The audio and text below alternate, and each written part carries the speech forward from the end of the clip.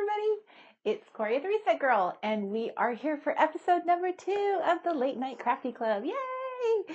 I'm sitting here with my little questions. I feel like a reporter. This just in.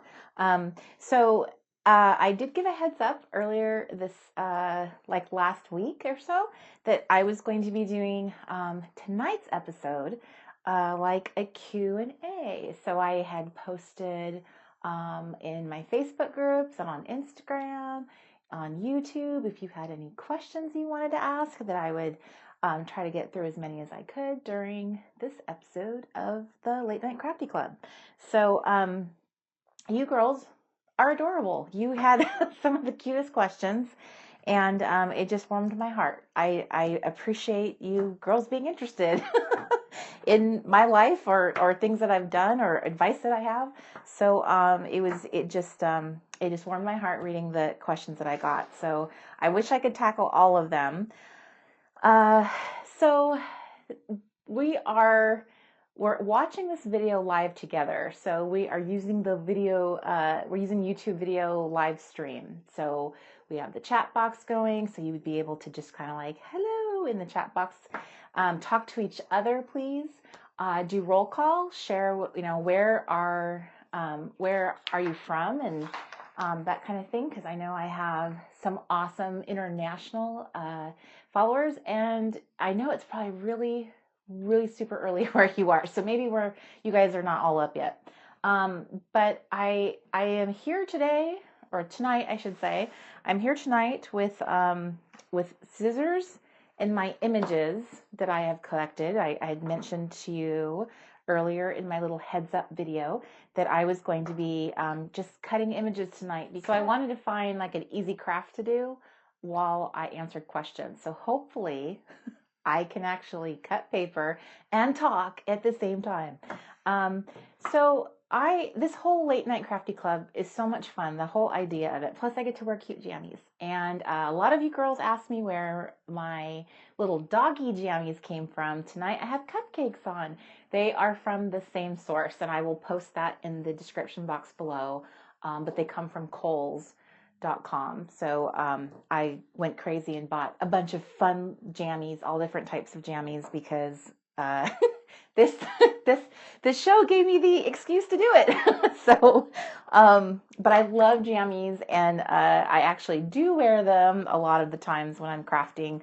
Working from home often gives you that that benefit. So I feel like it was a good investment. Plus, they're super cute, right? So I'm going to just jump in and do my cutting. I'm going to answer some questions.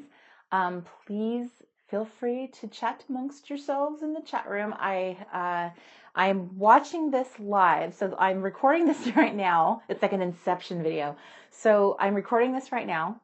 And then when it airs on Friday, which is right now, I will be watching it live with you. So I will probably be participating in the chat, and I'm just kind of watching myself right now. My drink of choice this evening is ice water. I had bought a couple bottles of wine for this whole series. And then I took it to my parents down in Northern California. I took it to my family's Thanksgiving, and we drank it all. So I didn't, I should have grabbed another bottle of wine, but I actually forgot about it. And so I was getting ready for the video, and I was like, oh, I don't have a beverage. So I'm drinking water, which is much healthier, we can agree. And I don't drink enough of it. So if you're drinking water with me, awesome. You might be drinking juice because it's like morning when you're watching me. You could be drinking a cocktail, a beer, some cocoa, coffee. So whatever you wish, whatever you desire. So I had mentioned earlier, previous video, which we're going to link below so that you can go back and watch it if you would like to. I had talked about cutting up images out of magazines, digital images, because I am going to be working on a vision board, and I would like to invite you to make one too. Vision boards are a lot of fun to build. I've made one for a lot of years actually. And it's just really fun to see the things that you kind of visually focus on throughout the year. And it's kind of like, it's really nice. It's like a little reminder to you, when you start, opportunities might present themselves, or you might find yourself trying to make hard decisions. And sometimes a vision board is like a nice reminder of like, really, like, this is what it's about. This is what you said you wanted to do and accomplish. And, so just like you have to make decisions based on kind of like, really, this is the direction we want to go and the decision we made. And sometimes that helps because I know for myself, I can kind of be all over the place at times in my life. I've jumped on opportunities maybe that didn't necessarily align with like really where I wanted to go in life. And so when I went through that really big reset your life kind of period of time, I felt like that was really when I kind of narrowed in on really what I want my life to be about for the, the remaining chapters of my life. So that's what I'm doing. And I'm sure that you are crafting, brought your crafty stuff to the table too. If you are not cutting up little magazines right now, which kind of makes me feel like we're in high school again. It's so fun. But please feel free to craft along, knit, sew, whatever you're doing, whatever, or just watch. That might be entertaining too. So I am not sure how long it's going to take me to answer some of these questions. I know I can talk, so I'll try to wrangle myself in a bit. So in the questions, I have what I would call like housekeeping questions, which are more about like business related questions, products, things that are launching. So I thought I would just kind of like get those out of the way and answer them. And then I can kind of go through the other ones, which are a little bit more like meandering questions. So a lot of people had questions about like products that I was coming out with, including any planners that I had plans to create or come out with, planner inserts, workshops, all those kinds of things. So here are my here's my responses. So questions about personal planners, traveler notebooks coming out. There are no plans at this time, this immediate time, for any additional TRG planner products. I know that I still have a huge mission ahead of me in doing the online workshops, and those very heavily focus on my the Simple Stories Carpe Diem planners, which are like my favorite planner. I fell in love with them, and I have found a way to use them, which I consider to be quite like a unique way of using them. And so that's what I want to focus on is in launching my workshops, is really to show you how to use these different planners that are very dynamic, that do not involve calendars, but can become amazing resources and tools for your life, whether it's resetting your life or having fitness or fitness goals, like a fitness planner, a faith planner, a business planner, having a planner that's all about creativity and in your happy place. So I have that all ahead of me, and that's really what I want to continue focusing on. Planner inserts are coming out. They are coming out, people, I swear. I cannot tell you, if you guys could like have a little window into my life and see the roller coaster that I have been on. This started in April, months ago, trying to get the planner inserts done. And they actually were printed. I have boxes and boxes of inserts out there in my garage, but they were not done to the standard that I expected, because these are products that I want to sell, and I have really high standards because I know you guys, you have high standards too. We all have that little thing. We want paper to feel a certain way. We want the quality and things to look a certain way. So I have been to a cajillion printers trying to, find the magic solution, and I am finally there at the finish line. So I will be releasing the planning inserts in the A5 and letter size. You will be able to pre-order those starting next week. Yes. So that focus will be on 3 types of weekly undated weekly planning inserts that include monthly spreads as well. And then there will be a variety of like these daily pages that kind of work with them. So I can't wait to show you all of it. That will be coming early next week. I will have things beginning to go up on the website for pre-order. And then because of the quantity of them that are being made, I will have them closer to the end of the month, and they will begin shipping at the very end, beginning of January. They're undated, so they'll be ready to go, and you can pretty them up with all your stickers and washi and all that fun stuff. But they're definitely the answer to how I began to plan and how planning worked better for me using this format, which is unique in the planner community. I've not seen any inserts that are like this. So, and that's what I like to do, is be unique. So I will be showing you more, giving you like lots of visuals so that you can see, will that work for you? So those will be coming. And the online classes, my online workshops. So I have 2 online workshops that I will be launching with first. The first one that's going up will be the Planner Stylist workshop, and then followed after that by the Faithful Girl Planner workshop, which I'm super excited about. So I wanted my workshops to be very dynamic and very unique, and they are going to be packed with hours of content, videos that you can watch and have access to.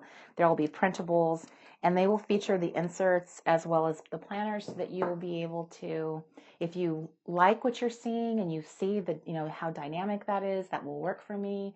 Oh my gosh, I've not seen that before. I would love to have that. Like, you will be able to order the product that you're seeing in the workshop. I will also give you ideas of how to, use them using no specific inserts at all. So it'll be a lot of fun.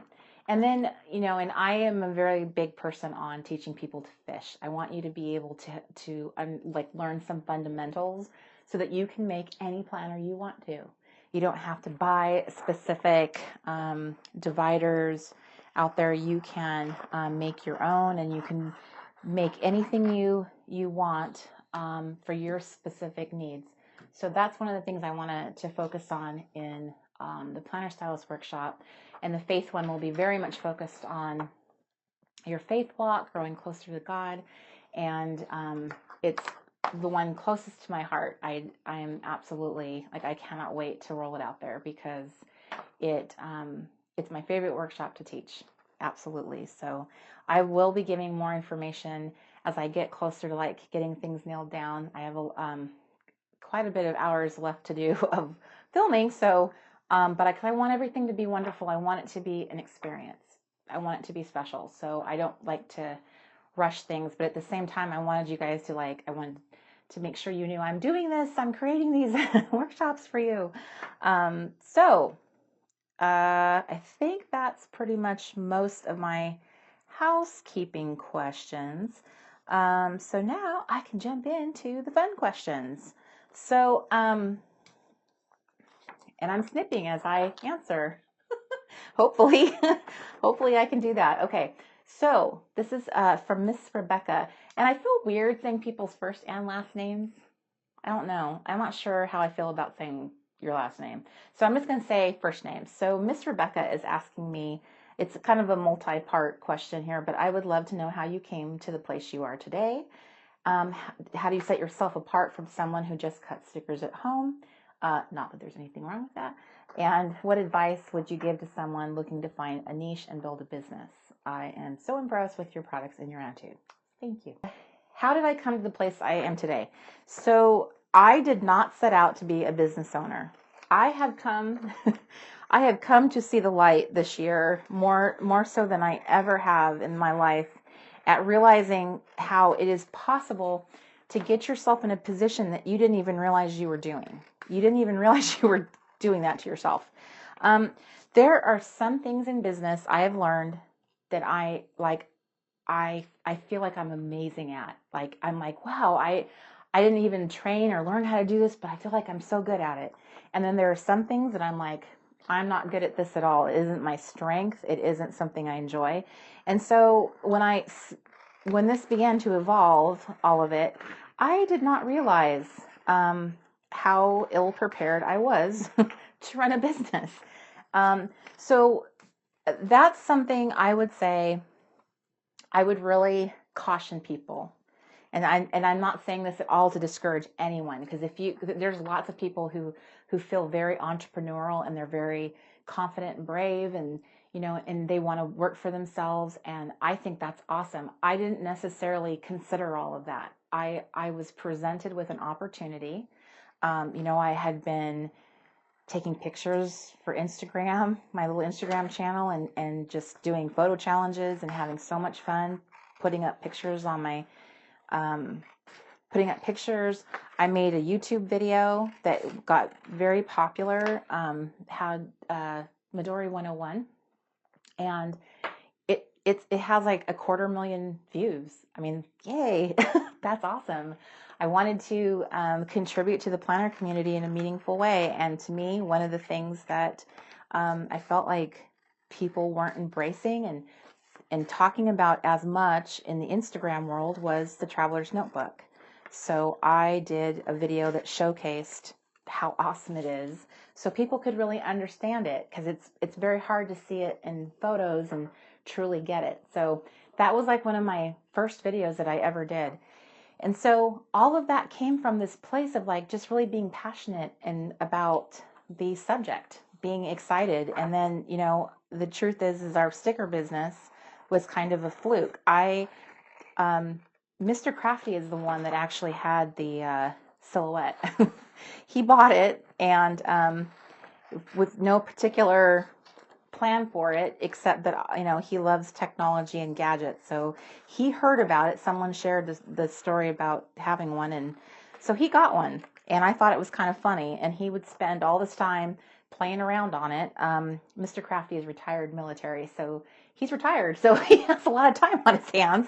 And he would be playing around with it. I'd come home from work, and he'd make me all these little silhouette, like little things he'd find in the online, and little templates and stuff. And he made me little love notes, and it was really funny. But he saw me struggling one day to cut out my stickers with my scissors, and something I still do to this day. And he offered to cut them for me. So he is actually the one who said, there's a lot of work that goes into doing, digital stickers, but if you want me to continue cutting them for you, I'm willing to do it, but you have to sell them. You have to offer them to sell because of all the hours it takes to set up the files and do all this. Like, something more has to come out of that. So I was like, sure, I'll just put it on my Instagram channel. I'll just share with everybody. So as you can see, I didn't put a whole lot of thought into what I was doing. I was just like, sure, I want you to make me stickers, so I'll just tell all my friends.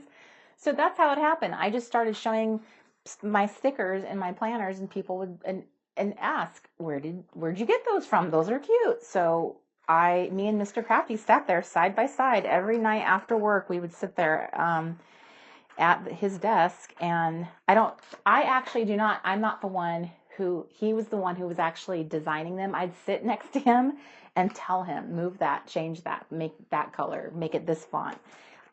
So he was the one doing all that, constructing our sticker sheets and getting them like engineered, making them like perfect and nest them. And so he was my sticker engineer, and we rolled out some designs together, and they were very successful.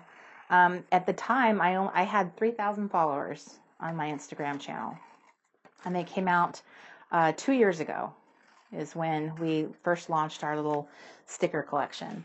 And we were just elated that we were taking orders in and stuff. So we just kind of sat there at the dining room table after I got off work, and we would fill orders together. So that is how I actually got started. It just came from, organically from, doing what I was doing and filming videos and doing photo challenges and just really being excited about doing something for the first time that was creative, because I had just, it was one of the last things on my reset your life goal list was you pick a creative pursuit. Pick something. I had this big red IKEA cabinet full of art supplies that I had, collected, but you're not supposed to collect art supplies, you're supposed to use them. So that, this was my way of kind of jumping in, and I really wanted to learn to do mixed media, to do art journaling. That was really my passion.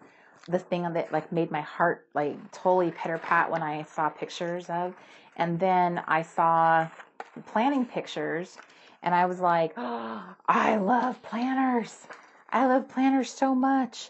I've loved planning for years. So the planner became the vehicle in which I could get my, my feet wet in something that felt safe, because a planner page is not nearly as intimidating as a big sheet of blank paper. So that was my, that was my like kind of like meandering way into the business world, was because I happened to like this, stickers and the planners, and then it just became that opportunity. So I kept track of all of, like how my followers grew after I, put my little shop out there, and we just kept really focused on that. I didn't do anything gimmicky. I worked very diligently on growing my Instagram channel. I used to tell Mr. Crafty, this is like, I have to treat this like my full-time job. And that's what I did. I spent hours at it, and I used to post like 4 to 5 times a day. And over time, that number kept growing. I think I had 75 followers in August, and by December, I had reached 5,000. And then by the end of January, I'd reached 10,000. So all of that helped kind of bolster my little business. I didn't have like a fancy blog or a website. I didn't have any of that. So it was really just my Instagram following. And so that, what my passion was in having people being interested in following me, was being able to share my heart with them. And what was more important to me than selling stickers or making stickers or having the business was about, sharing an encouraging message, and, getting other women who were like me, women that kept telling themselves, well, I'm not creative enough and I'm not good enough. Like that period of time, it was when I feel like I was trying harder than ever to like, come be part of this. I'm having so much fun. I want you to have fun. So when it comes to like, the business end of things, I feel like the business part of it was sort of, I know it sounds funny, but I feel like I was like an accidental entrepreneur. I didn't have a goal and I'm going to be a business person. It just sort of happened. And so in terms of now I have it, what would set me apart? What advice would I give to someone looking to build a niche and build a business? What I would say is that from my perspective, because I kind of did things sort of opposite, what I cared about more than anything was talking to people and sharing my heart and encouraging them. That was my overarching bigger goal. And that's why I kind of like developed products like little stickers that had like encouraging messages. I like infused the stuff that I was doing to fulfill my overarching goal, which is be encouraged. I want to encourage you, because this is a very diverse community. There's women here that are my age. There's women here my mom's age. There's women my daughter's age. It's very much all over the place age-wise. So people are at different stages in their life, and I felt like it is the perfect platform in terms of like planning your life. It's the perfect platform to talk about goal setting and the things that I did to fundamentally change my life. I did a complete makeover of my life and transformed it successfully. And so that really stuck with me, and that was still fresh. I'd really just done that maybe 4 or 5 years beforehand. So as my account grew, that's when I started seeing like people are interested in what I have to say, and I have an opportunity to minister, to speak to them, to do that. And so that is really honestly what was the focus, rather than how do I grow the business. It was really about how do I grow my following, because that's really what I want to do, is just talk to them. So, which is why we're sitting here and I'm cutting and you're watching me on a Friday night. I wanted a captive audience. But what sets me apart, I guess, is that I do have a burning need to be unique. I want to be different. And the reason, I mean, I can think back my whole life I've been that way. I don't know if that comes from being an introvert, where I'm so used to being like a little lone wolf and kind of do things my own way. I'm not sure if that's where it comes from, but I've just always wanted to just like have my own thing, I don't know. And I had never up to that point in my life, I had not ever really done anything where I was like selling a product that I make. I was really focused on sharing a message. So when it came to like having a niche and doing that, my niche was really, it's what I would say to you. What is the cry of your heart? What is the one thing, like before you leave this earth, what is the one thing that you want to impart and share? What is the greatest life message that you have to offer other people? Because oftentimes I feel like a lot of creative entrepreneurs, people that want to make things and do things, it is often about like expressing their heart, their love for something, whether it is for the love of creativity, it's for other people. I feel like creative entrepreneurs are really, a lot of them are so much about helping other people, inspiring other people. I mean, yeah, you get to play with stuff and it's awesome. But I think from everything that I spend so much time like studying and researching and looking at stuff online, and I've read blogs since the year 2000. So I've read a lot of what is on people's hearts, and I feel like that is a big part of it. People have something to say they want to share with the world. And that's what I would say. It's not about putting product in your website and sending out a clever little email saying, I have stuff to sell you. It's more about, it's the brand part of it, I think, that resonates for people. And I am my own customer. I really am. Everything I've done because I would respond to it. And so that's another thing you want to ask yourself, like, who are your customers? Who are you trying to speak to? I want to speak to, there's certain people that are going to be interested in what I have to say versus other people. There's a lot of different people who have different reasons why they're on the internet, why they buy things, why they like things. So developing a niche has a lot to do with who your audience is and who do you want them to be. Well, who do you feel you speak to? Who do you want to reach?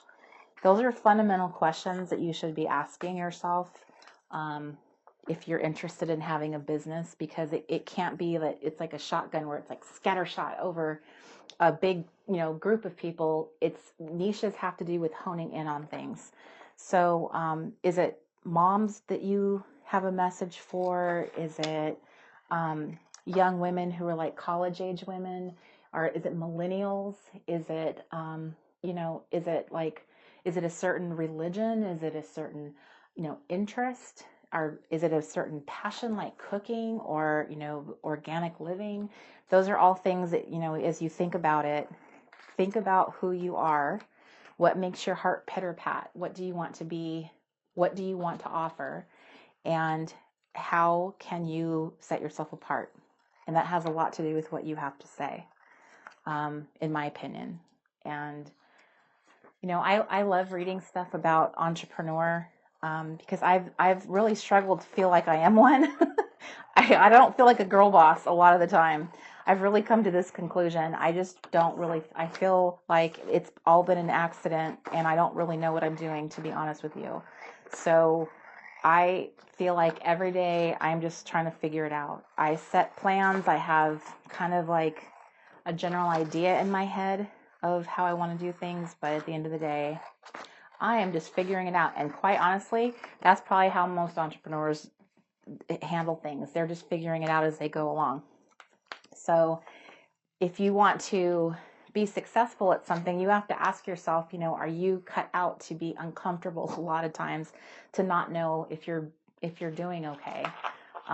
It definitely takes a certain mentality. I have found that you have to be strong in certain areas and be confident in yourself that you're going to go forward with, you know, that decision. You're going to go forward with this product. You have to really believe in yourself and believe in what you are doing. And so you gain that confidence because when you share and talk to your people, they constantly reassure you. Like, I don't think I would be confident enough to be where I am had not all you little sweethearts been telling me all along, you know, you inspire me, you're encouraging me. I needed to hear this today. I heard that over and over. And that's what gave me the courage. That's what made me feel like I'm onto something.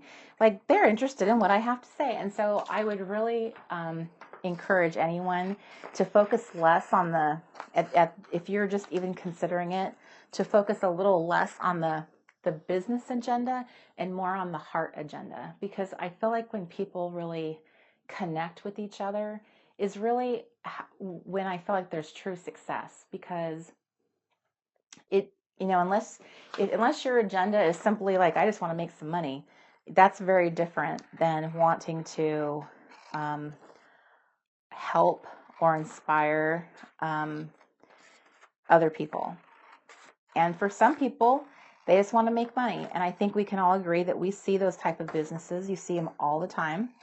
And I just have a feeling that those in our community are not those type of people. I don't get that at all from the majority of the little us little Etsy sellers, I'm a little guy. I'm not a big corporation or company by any stretch of the imagination. So I have worked for big companies, huge companies. I've worked for big brands. So I know of what I speak when I say I'm little. So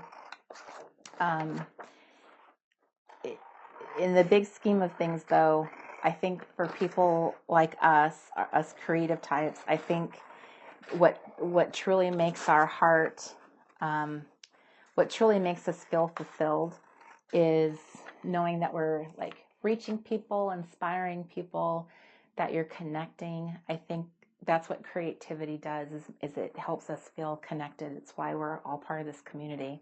So think about what is your voice and your message, and what do you want your brand to look like. Branding is not a logo. It's an experience that you give your customers. If that's the road you want to go down, it's planning that out. How are my customers going to feel interacting with me? That kind of thing. So those are just like, I'm just hitting the high points of that question. And so to that point, I am curious because it's really funny how things work. I have been saying for a while, like, there's certain areas that I struggle with in business, and there's certain areas that I feel so passionate about. I have such a heart for idea. I'm an idea girl all day long. I have ideas that come to me constantly. So to that point, I feel like I'm really good with marketing. Marketing and branding is that's my wheelhouse. I have been in the marketing arena for probably, I would say, about 15 to 18 years of my working career. In all kinds of capacities, whether it was startup, whether it was working for a big corporation. I've worked at babycenter.com. They're a big online retailer, and a community builder. They're all about moms. So I've gotten to see very high-end, cool ways that you do digital marketing, and I've been in little startups where it's very grassroots, and it's just very interesting, all the different types of things that I've gotten to see in my career. And so I've gravitated towards it. I definitely consider myself a marketing nerd. I'll read articles about marketing. One of my biggest Pinterest boards is about marketing. And so that part comes easy to me because to me, my marketing is really just my talking to the people that are, part of my community that I feel like I've nurtured and encouraged to be like, I want you to be part of what I'm doing. So I've been really curious, how many of you are interested in building a business? How many of you do have questions about marketing and branding and how do I build this? Like, if you have any kind of vision for what it is you're trying to accomplish, how many of you have that? How many of you want to have, whether it's a side business or just a little craft business, it's just like something you want to do on the side? I'm curious, how many of you girls are, or gentlemen, how many of you are interested in doing that? Because I have kind of been feeling like there is, maybe that's a step for me in the future, is working with people who have that dream. Because I didn't really think that in the beginning of all this at all, but over the last few months, I feel like God has just kind of brought so many different people into my life where that is a need that they have, that's something they're struggling with. And I feel like when I get to share my heart with that person and talk about their business and ideas that I, could help them with, I'm just blown away at how passionate I am about it, and it's funny because I wouldn't know that, being an introvert, not getting out very much. I wouldn't have known that had I not been spending more time traveling this year and making myself get out and meet some wonderful, wonderful people. And now I'm kind of thinking, maybe this is, part of the path that I'm supposed to walk down. And maybe maybe in this season of my life, these are the people that I should be helping. So I'm curious if you wouldn't mind leaving that in the comment below in the YouTube description, because you know what? I don't know this for a fact, because I have not ever left a comment in the live stream. I don't know if the chats, the comments you guys are leaving, I don't know if I will get to keep those, so I won't have a history of this. I am not sure of that. So if you wouldn't mind leaving that in the comment below the YouTube video, that would be awesome. If that is possible, I don't even know. I don't even know if that's possible. I guess we'll find out when we're all listening to this part together. And you guys can't leave a comment, but I would like to know, because maybe that's that's a workshop or something that I offer in the future. You never know. So thank you very much for that lovely question. It was multiple questions in one. And for those of you who are, have a little business, big business, medium business, whatever, if that's something that you want to weigh in on in the chat, please feel free to do so. Jump in. I have a question here from Miss Amy, who was asking, how did I get into doing the planners and the planning? So I have loved planners since I was a little kid. I used to love that little free Hallmark little calendar they used to have next to the cash register in Hallmark. Do you guys remember that when you were little? They'd have it was like a little square little calendar, and I used to love that, getting that little thing. I'd carry it to school with me, and I'd make made up appointments that I had to fill it out. My mom was the first person that I ever saw who carried a planner during the 80s, the late 80s. She was a real estate agent, so she had this day timer, this zip around day timer, and her whole life was in this thing. And it went with us everywhere, even on vacations and camping, which was so funny because that's what I do. But she lived by it. That was her baby. And so I used to love looking through it and seeing her writing and how nice and neat it was. And it's just so funny what a big departure what she used to do and what I do is. Okay, so I wanted to show this to you because this is really hilarious, since we asked about how did you get into planners. So I got this planner as a gift when I graduated college a long time ago. I got a couple associate's degrees, and this was one of my gifts for college for my dear friend. And I think it was like from 1998. So that's how old the planner itself is.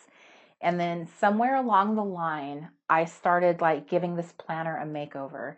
And I want to say it was probably like 2004 or 5-ish that I started working on this little planner. So I think this is super funny. You guys are going to laugh because, if you think about how long ago I actually made this. So I have these little page flags that are stuck in the little business card holder. And here's a picture of my parents on their 20th wedding anniversary, my little daughter, and then different members of my family all doing the little photo booth. And then there's me. And I would say like this picture was taken right before my Reset Girl period. So this was before the crash and I lost everything. So I was like really riding high, like life was really good. And then I lost it all. So, but this is right before that happened. So that's funny. It was a picture a coworker took of me and I put it in there. So this is super funny though. This is what I wanted to show you. You guys, look, I made planner dividers. This is scrapbook paper. I laminated it on one side, which I would never do that today because I hate lamination, but I think this is so funny that I took it upon myself to make fancy little planner dividers because I probably couldn't stand the ugly ones that the planner came with. And this cracks me up. So, and look, I even made myself little planner inserts. So I figured it out. I was looking when I found this. I didn't really know how to like print and cut just, directly on the paper. So I must have printed this on regular 8.5 by 11 and trimmed it and then pasted it down over the insert the planner came with.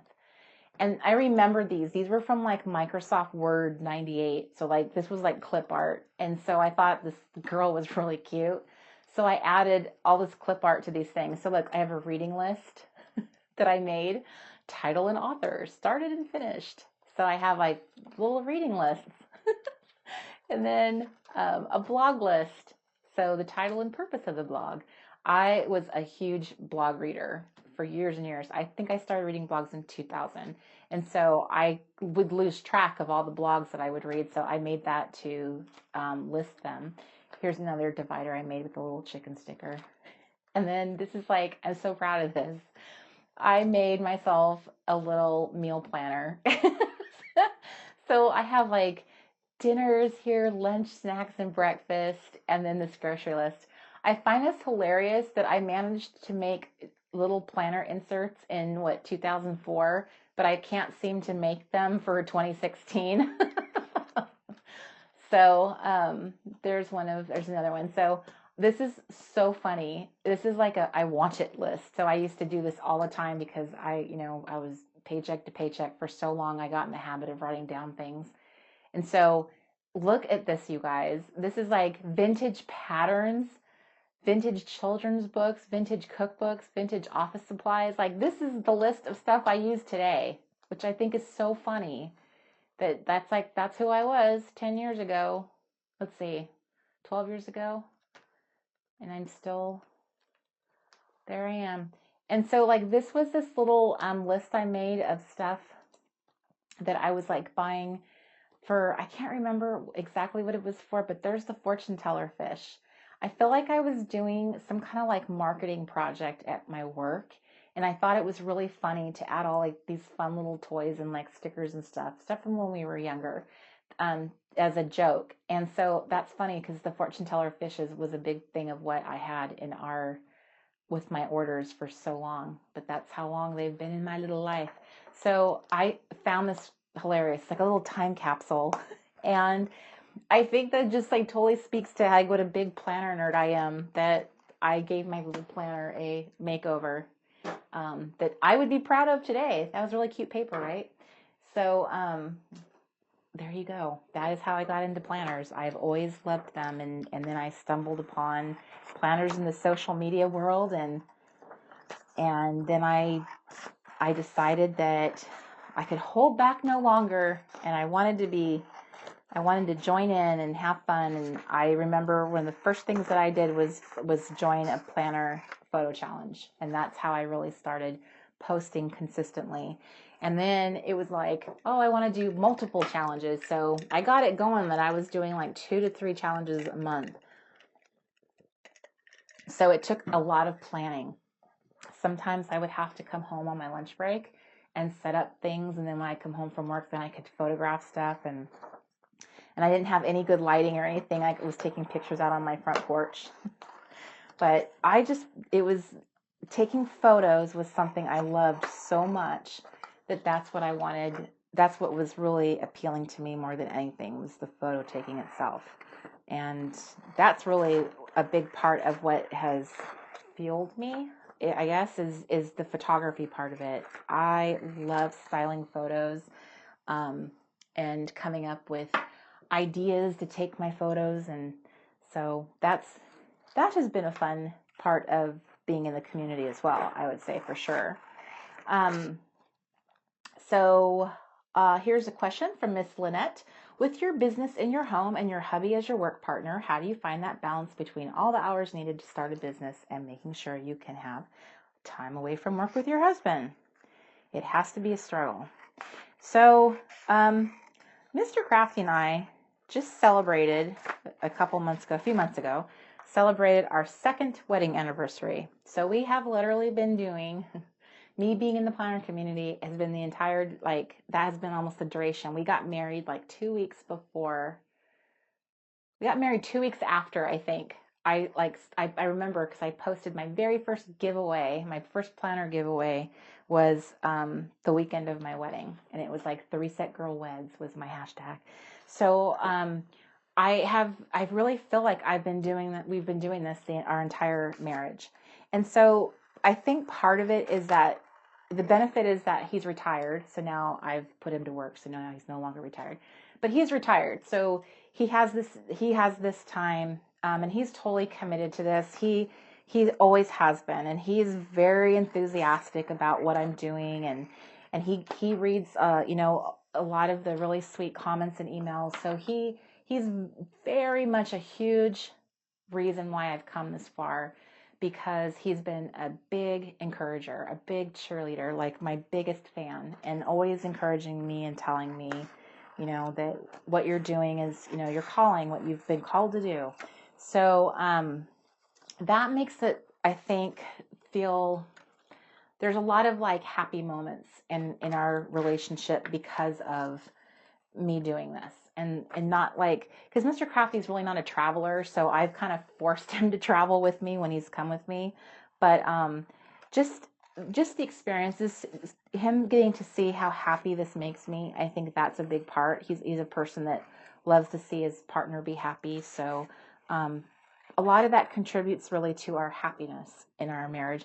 And being newlyweds, I mean, a lot of this is this is all still so fun and new, so that kind of helps too. So even though we work a lot of hours, I still feel like it's not, there's a lot of times where it's the feeling of you just don't know what you're doing. I don't even feel like I know what I'm doing a lot of the time, and neither does he. I think that's the part that's very fatiguing, is just, how do we make certain decisions and navigate certain things because we don't know what we're doing.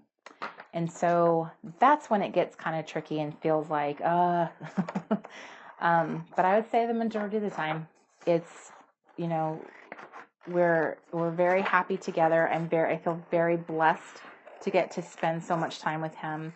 We get along so well that it feels like a blessing getting to do it. So we talk about work all the time, and not in this we have to talk about work, but we're always brainstorming ideas together, things we could do, we could do this, we could do that. So that's an exciting thing. We're always thinking of fun new things to do, doing this. He gets really excited. He's my tech support, so he gets to buy some equipment or something and figure out how to make it work. And so he's very much about how can we get you out there, and and be part of people's lives and be connected.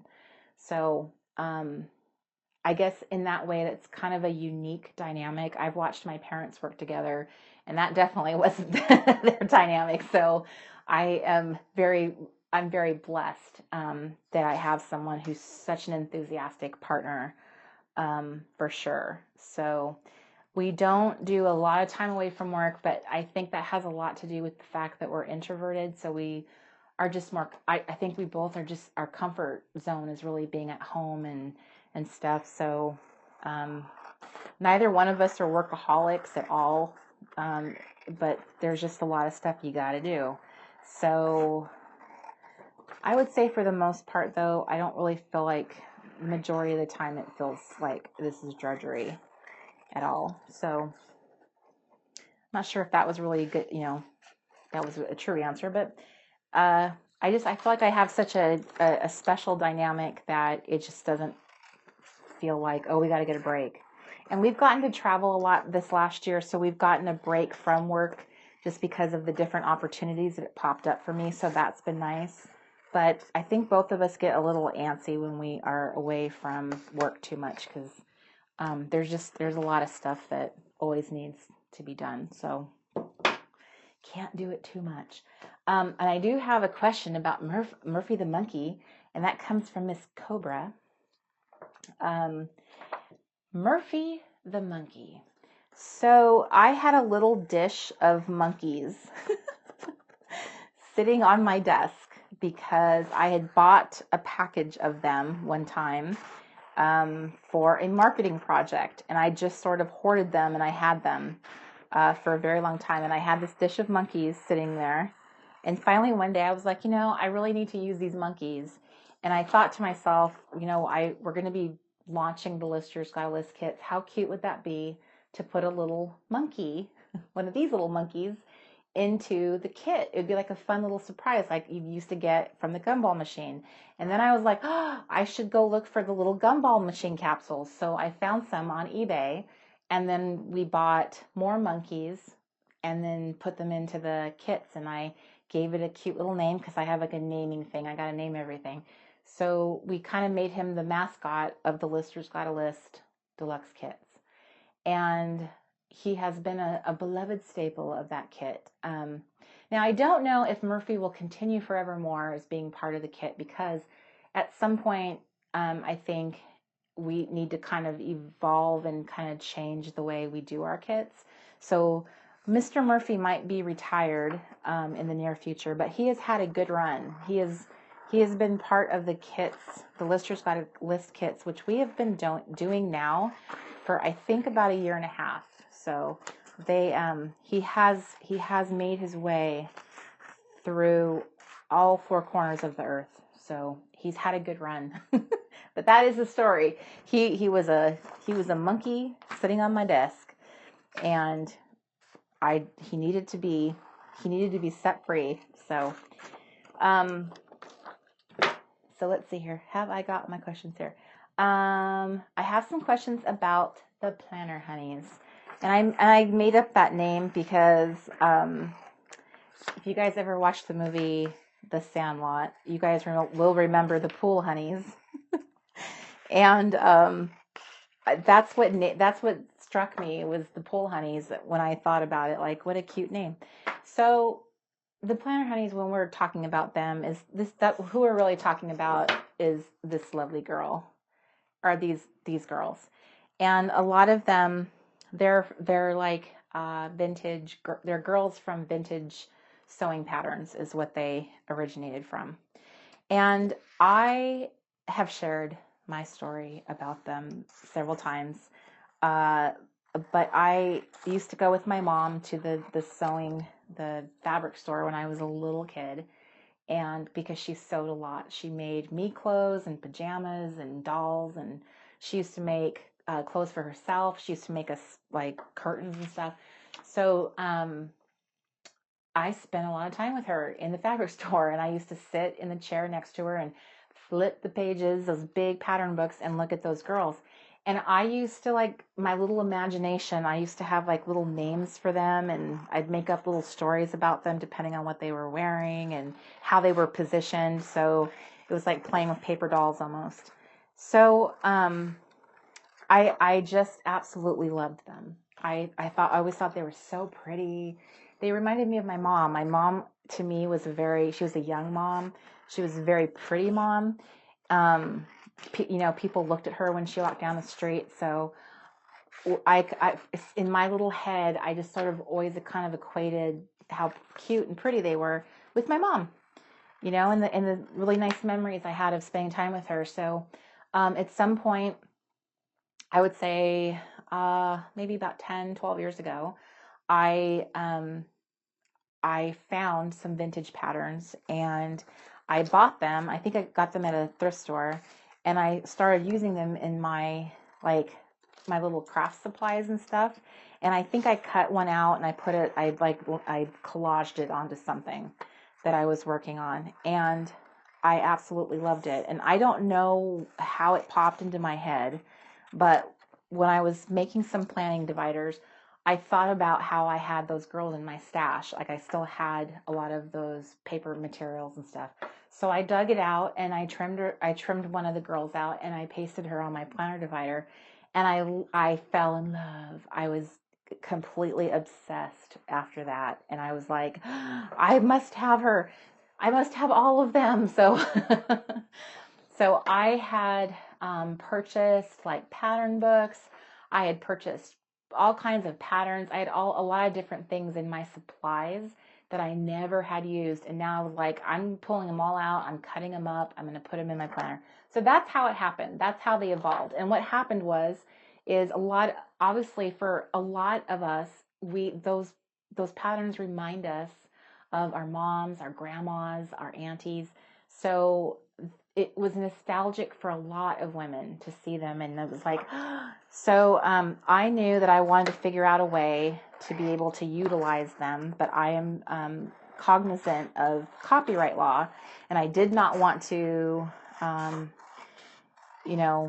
use anything that, could potentially be a problem. So I actually hired a trademark lawyer, and I invested a lot of time, a lot of money into kind of narrowing down honeys that I could use in my artwork and my stickers and stuff. So that's how they came to be, is my passion for them, and it's been really awesome because a lot of women have really embraced them too and love them, and so over time, the artwork that I've used is from a certain time period.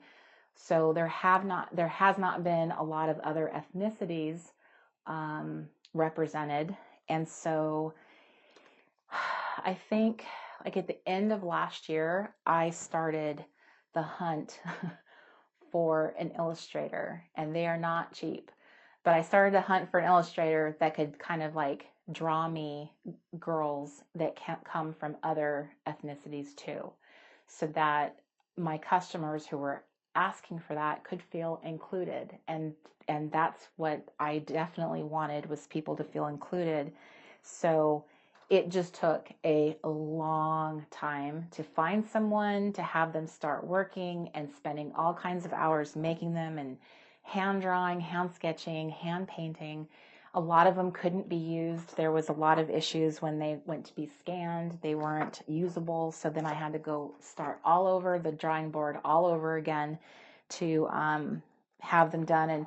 And as we speak, I have another talented illustrator working on a project for me that involves them. So I am really excited that in January, I will be debuting a brand new collection of ladies. And I've been showing little sneak peeks. In fact, the January kit, the collection, will have a few of the girls. So I've been really excited about that. But I definitely, I'm really looking forward to seeing all of them come to life, because they are nostalgic and meaningful to a lot of women, and I want everyone to be able to enjoy them. So we are we are having someone work on those as we speak. So I'm really excited about that. They will be debuting soon, I promise. They have been a work. Everything I felt like this year has been so many different projects. If you guys only knew how many projects I've gotten almost to the finish line and it doesn't make it for whatever reason. It's always something. And it's just like sometimes it feels so frustrating because I put so much of my heart into something, and then it's like such a disappointment when I can't make it happen or the way I want it to be. So it's been it has been really interesting this year. A lot of ups and downs when it comes to stuff like that. So I will be very happy when a lot of the projects that I have put so much time into finally come to light, and a couple of them are just, in my opinion, super awesome. So I can't wait to just like finally make that happen, you know? And I'm sure that's like happens to a lot of people who are designers or creators, is that sometimes things just don't happen right away. There's movies that don't get made for decades and they finally can make it happen. So I'm sure it is just like par for the course. So what encourages and motivates you in the hard work that comes after hitting the reset button? Specifically now and when you went to school. That is from Miss Kate. So what encourages and motivates me after hitting that reset button? So I hated my life before I hit that button. I was a very sad person. I always felt like sad. I always felt like I was on the sidelines. I always felt left out. I always felt behind my peers. You know, having a baby very young in life and then being a single mom for so many years. And I isolated myself a lot because of, you know, being so introverted. And I didn't even know that that was what I was doing. I didn't even have a label introvert for it. I just knew that I was weird. So, which is not true, but that's what I thought. And I felt like, you know, being in a career, which was, I was an executive assistant. So I was someone higher up. I was their secretary, basically, their glorified secretary. And it was just such an ill fit for me and my personality. It was not what I was good at, but I would find creative things, you know, that I could do, and marketing was one of them. But I would always like go, look what I can do. Look at this other amazing stuff I can do. So I would always get hired to be a secretary, and then, you know, I hated doing the secretary stuff. So it was kind of like, it was just never ending. So after years of just hating my life and tired of feeling, you know, alone and just always kind of beating myself up, you're such a loser. I was ready to make a huge change. I was ready for that to be over. And so because I feel like from such self-imposed misery, when I hit the reset button and changed my life so that I was, you know, I was heading towards, I went back to school so I could change my career direction. And I read a lot about dating, and I read a lot about being an introvert and what I needed to find in a partner that was more suited and more compatible with who I was. So those steps really helped me. And then the pursuit of like, you need to really use your creative talents, Corey. You know you're creative. So like hone in on that, work on that, like pick something and work on it. So after I graduated college, that was like the first major reset your life goal that I did, was going back to school and finishing. And I graduated in May of 2013, and it was like the greatest moment, the greatest accomplishment of my life. And to this day, like when I think back, it just makes me smile inside, and I'm so proud of myself for pushing myself. Like I pushed myself really hard. I didn't date. I didn't do anything but school. Like I was determined that I was going to graduate at the top of my class. I was going to, like, if I was going to be in debt with the student loan and put myself through all of that, I was going to have something to show for it. So when I finished it and was done, maybe I would say like within a month of graduation, I was like, okay, next goal. And that's finding true love. So like back to dating again. And this, you know, this time I have new information. I'm better you know, situated in my life. I've accomplished something great. So I had more confidence. I was feeling really good. So I kind of had like a different mindset when I went back into the dating pool, if you will. And I met Mr. Crafty. He was like my second date that I went on after that. So, and to answer another question on the list, I met Mr. Crafty on christianmingle.com. So thank God for online dating for the introverts, because I don't know how I would have ever met anybody any other way, honestly. Online dating is not for everyone, and I have to tell you, I've been catfished. I've been disappointed so many times. People, it's definitely it can be very eye-opening how online dating, how different it is from just meeting someone in real life and having that type of like meeting and dating and that kind of thing. So I had to persevere, ladies, to find my man. I have to tell you, I wanted to give up a whole lot of times, but I was so determined that I was not going to settle and that I was going to find the right man. So I stuck that out. So that was like the next goal. And so I got that, you know, we fell in love very quickly, and I just like, I knew that was the man. So that was another goal accomplished. And so that left the creative goal. I had 3 goals, you know, major goals. Health and fitness had actually been one of them. And the health and fitness thing I had achieved in order to date, because I'd gained a lot of weight from being, you know, going through depression and being single for so long. And so when my reset period began, I was really like working on myself, working out, going to a gym, walking every day. So that had been another goal, and that helped me feel confident to go on to the dating. So there was actually 3, and then the creative thing was 4. So the 5th goal that I had on my list had to do with my faith life. And that's something that I feel like I've worked on probably more so than ever in like the last year and a half, I would say, for sure. So I really wanted to improve that. And I still have a long way to go, trust me. But that was the 5th resetting my life goal. And so the creative thing, obviously, that's worked out. I did pretty good there. So, but really not exactly where I want to be, because I feel like I'm still not doing the things that I kind of had set up for myself as an agenda. Like, I really want to do I really want to do mixed media. I want to do more like art journaling projects and stuff like that. So until I get to that point where I'm actually doing projects like that, I won't really feel like I met that goal, because I know in my heart that that's something that I will really love. Another part of that creative goal was writing. I've been a writer since I was in the 3rd grade when I wrote my first short story. I have it like a burning passion in my heart to write something. I would love to write like an ebook or something about resetting your life. And so that's something that I have too. So that the creative goal, I think, is going to take me a little bit to really say, yes, I achieved that. And that's a great thing about resetting is, you know, it's not a race. Sometimes it takes a little while to nail them. But the 2 things that plagued me and made me so unhappy, I got those behind me. So I feel like the rest of it now is it's just the course of time. It's just, you know, life happens.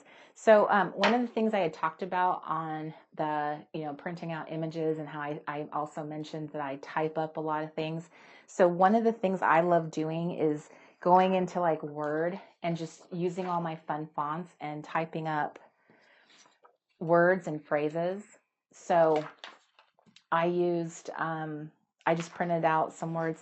I went on Creative Market and bought some new fonts recently that I forgot all about.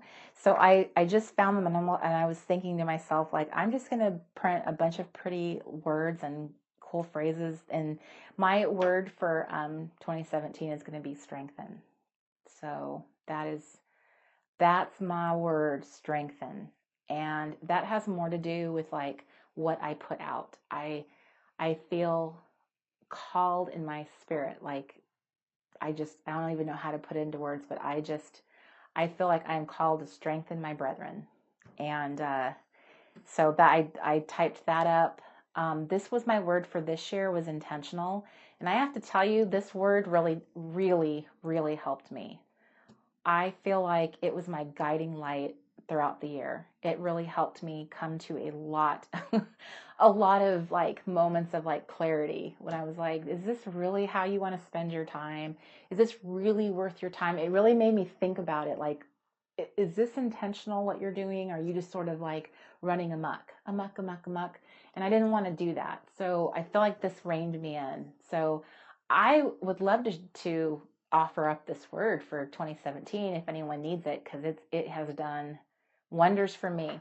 But I'm going with strengthen, because I feel like the last 2 years, my first year that I picked a word was focus, which I did terrible at focusing, but intentional, I feel good about that one. So I feel like a lot of that was about internal work and stuff I was doing, and now I feel like I'm ready to like make 2017 be about me strengthening, not only like me strengthening others through encouragement and inspiration, but also like, I have to, fill myself up too with strengthening myself. So I feel like it's a two-way street still. But I love that. So I'm going with strengthen. So I had printed out different ways of phrasing it using different fonts and stuff. So that's what I was working on, and I thought I would mention it. So if you have not heard of the one little word, do I want to call, I think it's like a community. So Allie Edwards created this really beautiful story about how she picked a word 1 year of her life, and it just sort of became like the guidepost for her of how she was kind of going to make decisions and how she would live her life. It was just sort of like a nice little reminder to her at times. So she developed, over time, this whole like one little word is actually, I don't know what the right word for it is. It's kind of like it's like Lister's Got a List. It's sort of like a challenge, I guess you'd call it. But she has a program. So there's like a whole like class, like an online self-paced kind of workshop that you can sign up for. And I did it this year. I signed up for it. So I think every week she will give you a new little, like a prompt, or she'll give you like some things to think about with your word, and encourages you to sort of like scrapbook, make a layout with your word. And I didn't do any of that, but I'm going to, for 2017, I'm going to take all those emails that I collected and just try and use them in 2017. So I'm going to post the link for that below, because I think I'm probably not doing it the service it deserves. But it's quite lovely. She has a Facebook group for it, and hopefully she does it again this year. But a lot of women will talk about, what is your word? What is your word for?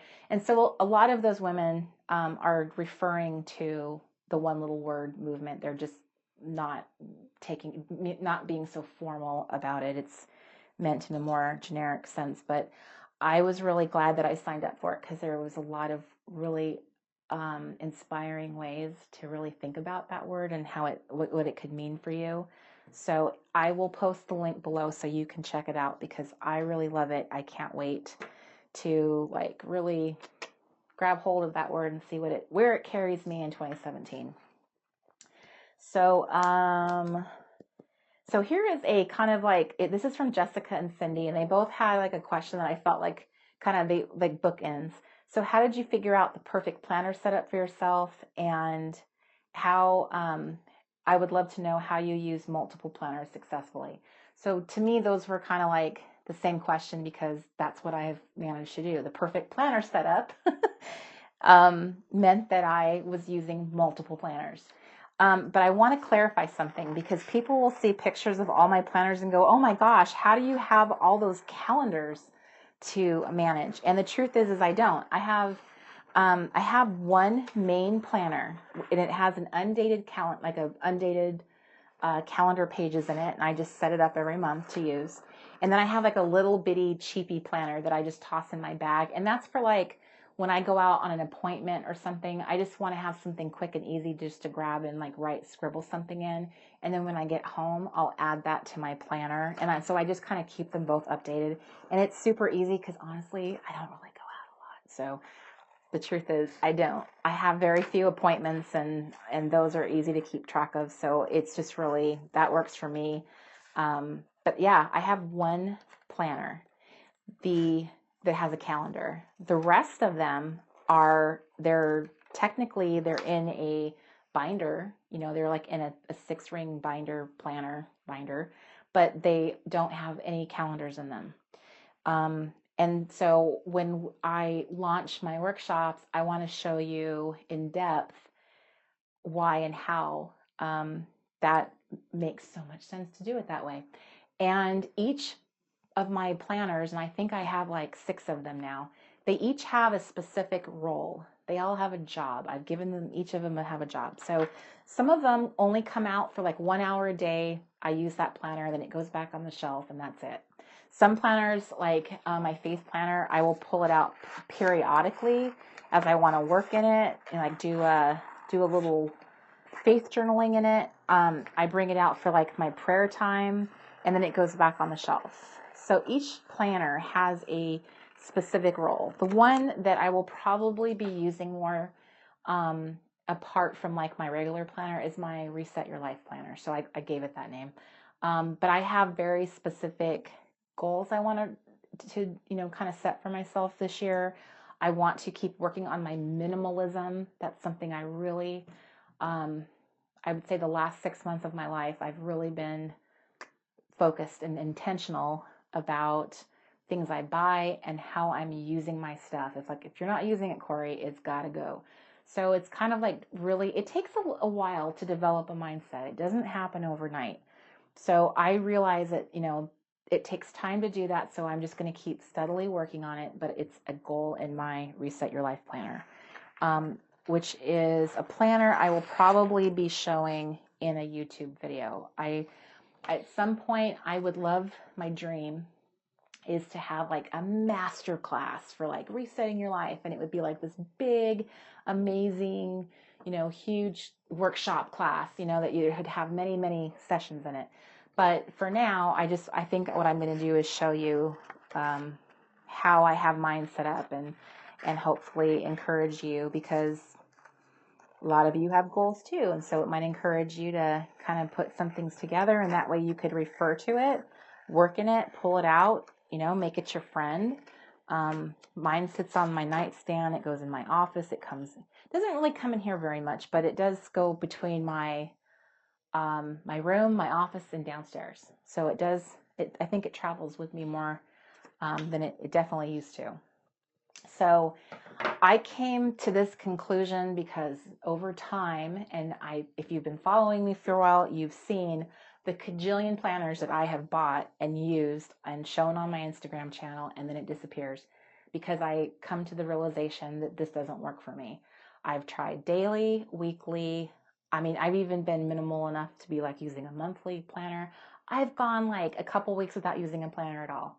I'm like all over the place. I've tried traveler's notebooks, ring-bound planners, my personal planner, coil-bound planners, and someone else asked me the question about, why do you not use your personal planner? So I had my Kate Spade was really my only personal planner that I ever used diligently, and I used her when I had a full-time job. So she went with me to work. So that made sense for me, and really what she was is she kept a lot of lists. I kept lots of lists in it because I was always making notes. If I thought of something while I was at work that was like my business related, or something I wanted to post on Instagram, I would just jot it in there. So there was like shopping lists in there. There were ideas that I was constantly having. It kept a lot of that for me when I was away from my home. But then when I came home, I felt like I didn't have a reason to use it anymore, because it's a lot. It's very small real estate. And I have found, and this took time, over time I came to realize this, and I think all of us go through a path of realizing what is and is not working for us, but when it comes to planning. And over time it occurred to me, like, I just need a lot of real estate. Even if I don't use it, I just want to feel like I have a lot of space to work in. So I was like a dedicated A5 planner user and coil bound user for a long time. And then when the Carpe Diem planners kind of arrived and were in my life, and I started like reimagining how I could use them. And really intentional was the word that really kind of drove my whole planning setup. Is I realized, you're trying to cram everything into one planner, and that just does not work. It's distracting. You can't make one planner do everything. I mean, maybe some women do, but the way I want to do stuff, it would just not, I would have this enormous planner like this big that carry around like 3 phone books high.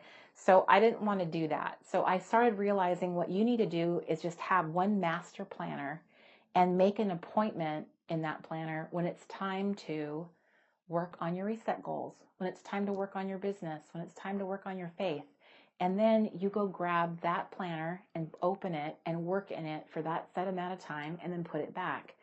And in that way, it just started making me feel like my time was being spent with intention. Like I was able to focus on one thing and not be like all over the place.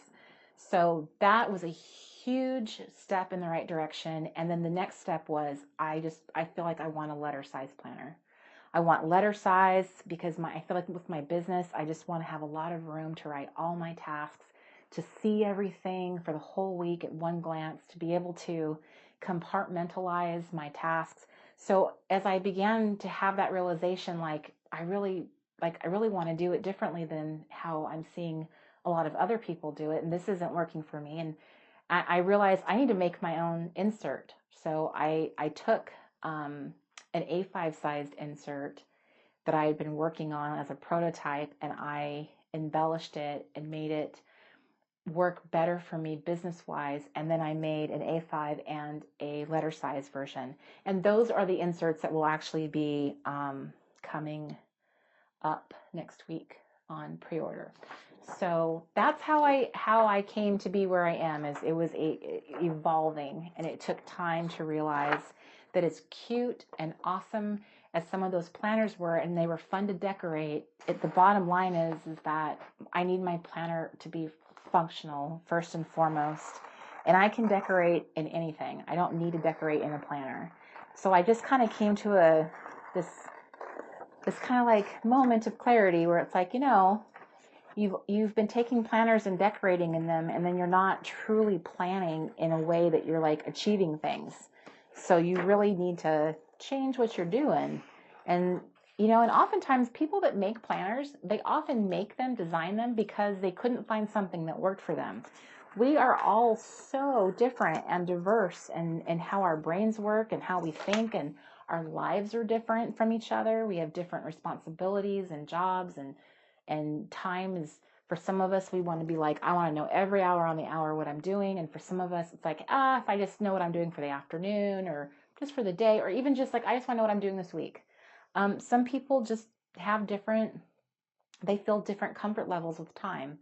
I definitely feel more fluidity. I don't want to be, down to the minute of how I'm spending my life. That's what I did in my corporate jobs, and I kind of want to allow myself a little more freedom now because I work better. It takes me a lot longer to plan and execute things, and so I just need to plan on that. I have to accept the fact that's how I work. It takes me longer to do things in a way that I feel is an excellence. So planning, in my opinion, the best way of setting yourself up for success is starting with a list, is making a list for yourself. Start there. And I actually planned on kind of making a mini workshop where I just talk about that planning aspect, because sometimes I think we get very caught up with the products and the pretty ways everyone has decorated. Because I know I've bought planners because I see someone's spread and go, oh my gosh, I want to be able to decorate like that. I want to have like that configuration. But then I get it and I'm like, this doesn't work over time. And it's like, this isn't working for me. And so I know I've spent a lot of money on planners, and that just bums me out. And I think other people have too. So I wanted to kind of like create a sort of like guideline for you to really think about some things maybe we don't think about, and just point some stuff out that maybe you haven't considered, and maybe that might help you kind of hone in on what is the right planner for you. So that is something that I am working on quite shortly. I think what I was envisioning is I was going to do like a little mini, like a questionnaire or workbook of some kind to kind of help hone that down and help you kind of like, this is the list of things that I want to do or need to do, or, in my planner. And so that's my dream, my dream scenario of getting that down. So I'm hoping that could be something I could just launch very simply, because January is around the corner, and I know a lot of you girls are like, I want a planner, I don't know which one to get. But I would say starting with the list is how I did it. I started with a list. What do I need to plan? What do I need to track? What do I absolutely need to, like, what do I really want to have, like, all in my planner together in one space? And that's kind of why I fell in love with the A5 ring bound planner. That became kind of like the planner for me, because it does allow you to pull things in and out. You can customize it and add sections the way you need them to be. You can swap out the inserts and do anything you want. If the ones that come with it don't work for you, there's so many other ones out there to use. You can like put things in the pockets. It becomes its own little world. And so I love that about it. So if you don't have one or haven't, like that's not the type of planner you've used, just consider that. Think about like, how versatile do I need a planner to be? Do I really want to like have other bits of information in it, or is it just the calendar I really truly care about? Because those are questions that all make a difference. I even used to think things like, I don't want to touch the coil. I used to hate the idea of having a coil bound planner, because I kept thinking my hand's going to touch that coil, and I know I'm not going to like that. But when I tried it, I was like, oh, this isn't so bad. It's not as bad as I thought. So there's all those little weird persnickety things, that we don't think about until we get it, right? So Miss Susie has asked me, what got you started in faith journaling, and how did you go about learning? I went on a journey. Back in February, my husband and I, we went off on, we went to and stayed at this very remote cabin in Montana, because I really wanted to spend some intentional time planning. I felt like I was so discombobulated. I felt so confused of what I was doing with my business, and I just really wanted to just be in a peaceful place and just kind of get guidance and feel like I was connecting with God, because I really wanted that to be a very central part of what I'm doing, my business. All of this is not really, it's not even about a business. It's about my mission, and if my mission is, if I were to feel like it's time to pack up the business because your mission is this, because I just want you to talk to people, that's what I would do. I want to go with, what I was called to do. So I felt like, honestly, I had to take a break away from the business, which was in my house with a lot of employees there and constant distractions, my phone, just emails. It was like assaulting me, it was just way too much input. So, I felt like, we could work away from the house if we had to, but I just need to like get centered because it's already been very challenging. So that's how it all started. And while I was there, I started listening to Dr. Tony Evans. I discovered him, and I was starting to listen to his sermons on his online program, which I have done several faith journaling videos. If you were to go back on this YouTube channel, hopefully I will be able to link them, so you'll be able to go back and see how I started doing it. And I had some decorating supplies with me and some paper, and it was just, so fun. I've never, as much as I love the way women do Bible journaling, and I watched Shauna of Illustrated Faith. I watched her do that from like almost the very beginning when she first started doing it.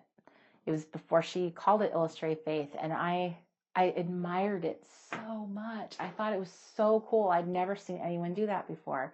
But I went and bought one, and I went to do it, and I just couldn't, I don't know, it just didn't resonate for me. I couldn't get into it. And maybe I will one day. For whatever reason, it didn't work for me.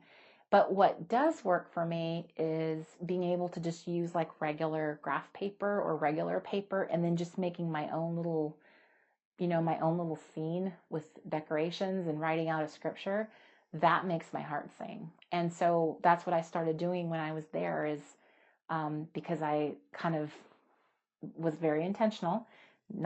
I didn't allow myself to really, I wasn't playing on the internet. I wasn't watching TV. I was just very focused. And so that was the one thing that I was doing was listening to sermons and podcasts and Bible studies, that kind of thing. And so it really, I found this outlet where this nerdy part of me that loves note taking and the other part of me that loves creating, like found a happy place together. So that's how I started it, was just really listening to sermons on the radio and decorating as I note take, was doing my note taking. So there are many different ways to interpret Bible journaling and faith journaling, and if you haven't seen my videos, I'd encourage you, if that appeals to you at all, I'd encourage you to give it just a peek, because maybe that's something that you might appreciate. And you don't even have to do it from a faith perspective. You could listen to a creative podcast. There are so many fantastic podcasts out there that you can listen to and note take and decorate as you do it, because that's fun too. I think it's a lot of fun. And then Miss Marilla asked how I got started with TRG, which I think I have answered. That was just kind of messing around and, just posting pictures like a lot of you girls do. How did I meet Mr. Crafty? I answered that. We do not have any pets, unfortunately. I would love to have a dog. I am such a dog person. I've had a lot of wiener dogs. I'm definitely a dachshund girl, but I don't know that we'll get a dachshund. So I would love to have one, but we keep renting houses that don't allow pets. So that kind of gets in the way of having a pet. And we traveled a lot this year, so I don't know that we'll get one anytime soon, but that would be fun. So how did you so Miss Misty's Mornings is asking me, how did you discover and trust your personal style? So that, to the point I was making before about asking myself the question, like, what are you attracted to? What do you really like? That came from like paying attention to things that I was like seeing on blogs before there was Pinterest. Is, I would always be gravitating towards certain types of styles I saw, whether it was like photography or people, like the crafts that they were making. I would really be drawn to certain things. I could tell that, like, wow, you really like mixed media projects. Every time I would stumble upon one, it was like falling down a rabbit hole. What other type of projects are like that? And so I realized over time that there's just certain things that I'm drawn to and really like. And so when I started using a planner as my canvas, a lot of those elements, I kind of pulled them in there. So I was using like old book paper and the sewing pattern girls and things that you wouldn't normally find in a planner for decorating. That's what I was like pulling in and making it feel a little bit more scrapbooky and mixed media like. And that's what kind of started making me feel like that's your style, that's your thing. And this is the thing that I had to tell myself, is you have to like completely give yourself over to this and not be concerned what other people think about it. It can't be that you're doing it to please others. Do you guys like what I'm doing? Is this cool? Like, you can't do that to yourself. You have to be focused. How you find your style is listening to yourself. And I'm sure every amazing, talented artist out there will tell you is that voice, that little creative voice that you have, it will lead you and guide you. And it can't come from how popular it is, because my style is not for everybody. There's a lot of people who don't care for the way I do things, but that's never going to stop me doing it, right? Because that's how I like it. And so the people that, find it inspiring will find me, and just like I found other people that I'm inspired by. And so staying true to that little inner voice and what is leading you and guiding you, that is really important for you to truly, I think, evolve and grow and enjoy what you're doing. Because otherwise, I feel like we would be doing it for the wrong reason if we were doing it because, well, everyone else is using those products and everyone else likes that. And sometimes you're just not going to like what everyone else likes, and that's okay. What inspires you to do everything you do for TRG? I hope I have been really like clear is everything I do, the Reset Girl and everything it stands for is all about inspiring others and reminding them that they can reset their life at any time. It's never too late for you as long as there's breath in your body, no matter what circumstances you've come from and the challenges you faced. It is never ever too late to reset any area of your life or your life in general. It that's one of the great things about life is it offers do-overs. And sometimes you have to do brave things, and sometimes you have to do things that are uncomfortable, and you have to be willing to take risks to change, because change is hard. It is. Change, not knowing what the future holds when you make that change, that's part of it. But you're a different person for that change. When you come to the other side, I promise you, I don't regret that for a second, but at the same time, I don't ever want to be that person again. There was some things about the old me in my old life. There were some things that are still here. I'm still a loving person. I was an encourager then, but now I have a way to express that, whereas before I didn't. And I don't think that I would have been brave enough to come on camera and sit here talking in my jammies to, a bunch of people on out there in the world somewhere are watching me like this. I'm inspired to do this because I have heard enough times that what I am saying, doing, what I stand for means something to other people. And that's all I want. That's all I care for. That's the whole reason why I ever sat in my room one day and thought, I'm going to call myself the Reset Girl, because one day there's going to be other women who are going to want to know that you can lose everything and still, in the end, after it's all said and done, can be in a completely different life and be happier than when you had all that stuff. I am a completely different person. I feel like that so often. Like, I feel like a bigger, better version of myself, the self I never let myself be. So that's why I'm inspired. It underlies everything that I do.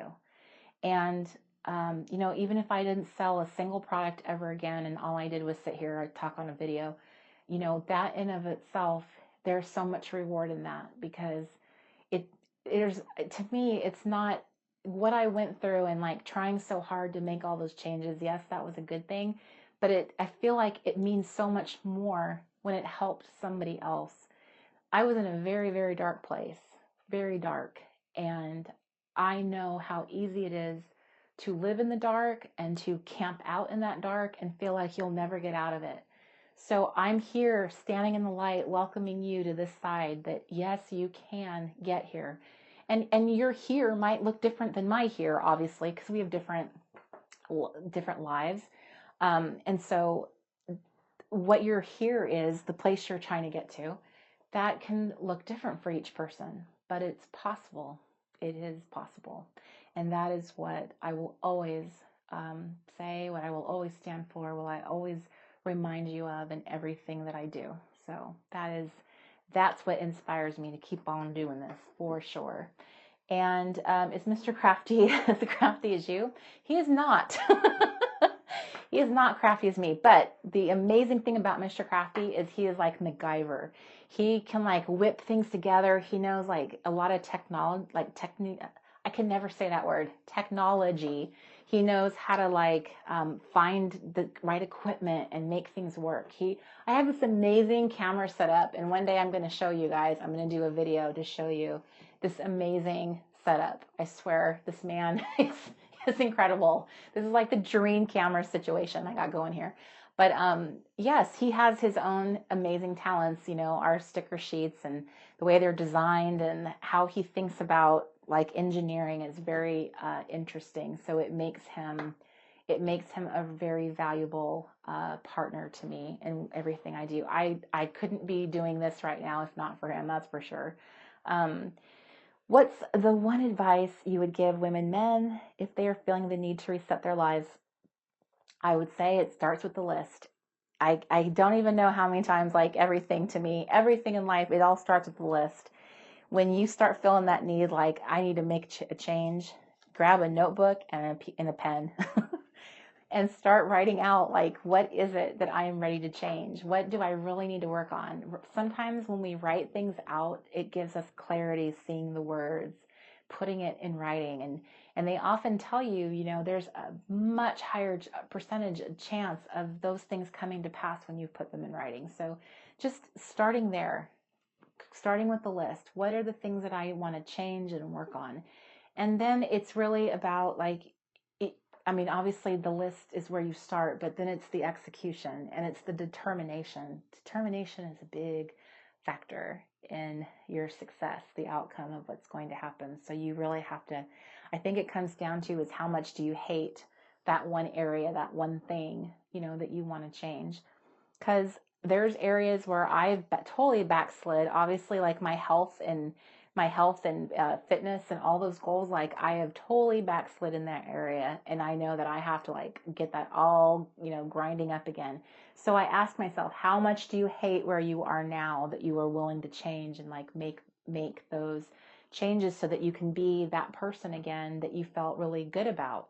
So I think that's kind of like where I always come back to is, how uncomfortable, how much do you hate where you are that you're willing to put in the hard work, because that is definitely what it comes down to.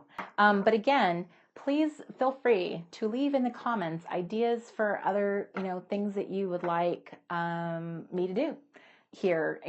Do we, as a group, I'd love to hear from you. And, is it more fun just to kind of sit here and everyone kind of does their own thing? Is it more fun to like do a group craft thing that we do together? One thing I was thinking that would be a lot of fun is I would love for us to do some kind of like group thing that benefits someone, like a thing to bless somebody else. And I've been really thinking about that, how a lot of us like have connections to organizations that do really awesome things for people. I have a little girl that we sponsor in Rwanda. I've thought about that, like, wouldn't that be cool for all of us to like make something for like a little card, like a little happy mail, like a journal card with a message on it, something very simple, and that could send that off to her. Like I'm thinking like that. If you have ideas about doing stuff, that might be something we do as a group next year, is just do like a fun little crafting thing together to benefit somebody. And it could be, we could make little messages and they could go to like, I was looking it up, like the Red Cross has, there's soldiers that are recovering in the hospital. They have a program where you can send like cards and messages. There are senior citizens that could use a little cheering up. So, but I know that there's like amazing women in this community that have connections to organizations that are doing and serving and giving of their time doing those things. So if you guys have ideas for something like that, what's a fun, cool activity we could do next year that could bless someone else? I would love to do something. I've always thought like that would be so fun. And I think this Crafty Club could be a fun way of doing something all together, and a lot of you people are in the groups that I have. I noticed that from the last video, I have had a whole lot more people join my Facebook communities, which is awesome. I have really awesome communities like that. I love checking in and seeing everyone interact and stuff. It's so cool. I'm not a huge Facebook person. That's kind of something I'm trying to get better at, but I do try and go into the groups and try to answer questions as I see them and high five people I know that are saying like, I'm new here, or this is the first time I've shared. And, cause I know that feeling. It's hard to share cause you don't know. Sometimes like when you're doing it for the first time, it's a little nerve wracking. I get it. So I love that a lot of you have joined. If you have not and you would like to, I will make sure that there's a link below to the communities that I have available. So it has been awesome. I actually was able to cut and answer questions. So now I know that I am capable of doing both. So that's awesome. So as far as the vision board project that I had mentioned, I'm thinking what I haven't quite decided if it's going to be a late night crafty club kind of thing, or if it's going to be something I just do a regular YouTube video for and go, this is what I'm doing. The Happy Place Club that I have on Facebook, that's probably the most likely place that I would post about doing a vision board project. So if you are not in that group and are interested, I would invite you to come join, because that might be a great idea. I have the Goal Getters group, and I have not, the year has not had not worked out the way I wanted for that group at all. So I'm trying to figure out how to turn that around and like how to start doing something, because now it has to be a little different than I had originally planned. I have to kind of narrow that down a little bit. So that might be an area too that could be a really great place to do doing the vision board project and that kind of thing. So I love feedback. I love ideas. If you guys have ideas you want to share with me, things that you think would be fun to do on this little show, this little episode.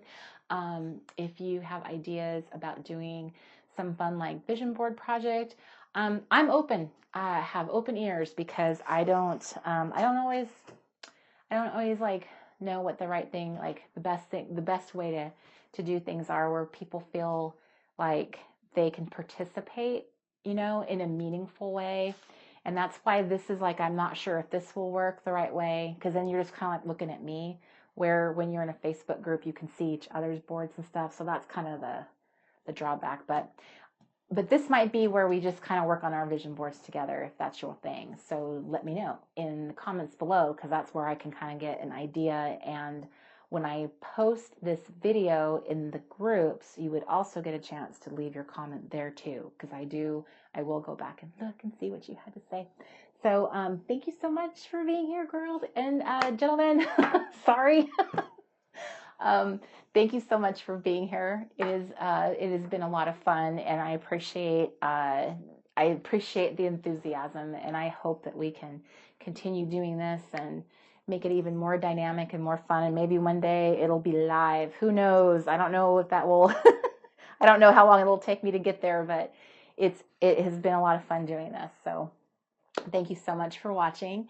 And if you have not subscribed, please do so you do not miss the next notification of when we do when I post my next video. And I will see you back here for the Late Night Crafty Club next Friday at 8 p.m. PST time. So until then, I hope you guys have a great week. Bye, everybody.